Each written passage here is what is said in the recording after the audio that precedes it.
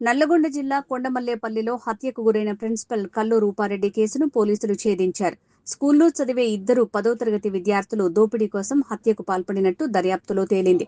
హత్యకు ముందు ఆమె ఫోన్లో చివరిగా పలికిన బాబు అనే మాట కీలక క్లూగా మారింది. సీసీ కెమెరాలు, ఫోరెన్సిక్, ఫింగర్ ప్రింట్స్ సాంకేతిక ఆధారాలతో పోలీసులు ఇద్దరు నిందితులను పట్టుకున్నారు. కాగా హత్యకు ముందే విద్యార్థులు రెక్కి నిర్వహించినట్టు విచారణలో వెల్లడైంది.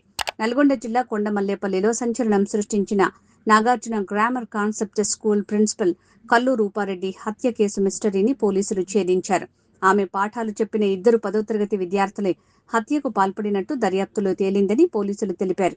దోపిడీ కోసం ముందస్తు ప్రణాళికతో ఈ ఘటనకు పాల్పడినట్టు వెల్లడించారు. మైనర్లు కావడంతో వారి వివరాలను బహిర్గతం చేయటం లేదని జిల్లా ఎస్పీ శరత్ చంద్ర పవార్ వెల్లడించారు. పోలీసులు తెలిపిన వివరాల ప్రకారం ఈ నెల 11న రూపారెడ్డి తన ఇంట్లో హత్యకు గురయ్యారు. కేసును ఛేదించేందుకు గాను దేవరకొండ డీఎస్పీ ఆధ్వర్యంలో 5 ప్రత్యేక దర్యాప్తు బృందాలను ఏర్పాటు చేశారు. ఫోరెన్సిక్ ఆధారాలు, వేలిముద్రలు, డాగ్ స్క్వాడ్, సీసీ కెమెరాల ఫుటేజ్, సాంకేతిక విశ్లేషణ ఆధారంగా దర్యాప్తు కొనసాగించారు. సుమారు 30 కిలోమీటర్ల పరిధిలో 70కి పైగా సీసీ కెమెరాల ఫుటేజ్లను పరిశీలించడంతో పాటు 80 మందికి పైగా అనుమానితులను విచారించారు.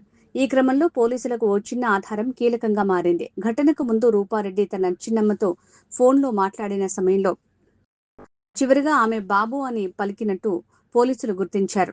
అనంతరం ఆమె ఫోన్ స్విచ్ ఆఫ్ కావడంతో ఆ ఒక్క మాటపై ప్రత్యేకంగా దృష్టి సారించారు.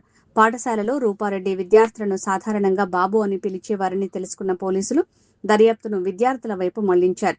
ఇద్దరు 10వ తరగతి విద్యార్థుల కదలికలపై అనుమానం రావడంతో వారిపై ప్రత్యేక నిఘా పెట్టారు. సీసీ కెమెరాల ఫుటేజీని విశ్లేషించిన తర్వాత అనుమానాలు మరింత బలపడ్డాయని పోలీసులు తెలిపారు. ప్రిన్సిపల్ హత్య తర్వాత ఆ స్కూల్కి 4 రోజులు సెలవు ఇచ్చారు.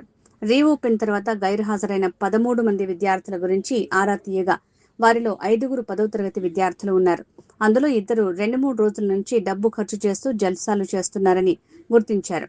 ఈ మేరకు దొనియాల ఎక్స్ రోడ్ వద్ద బైక్ పై వెళ్తున్న ఇద్దరిని అదుపులోకి తీసుకుని విచారించగా వారి వద్ద 1,54,000 రూపాయల డబ్బు లభించింది. అందులోని 3 500 నోట్లపై రక్తపు మరకలు ఉన్నట్టు గుర్తించినట్టు పోలీసులు వెల్లడించారు.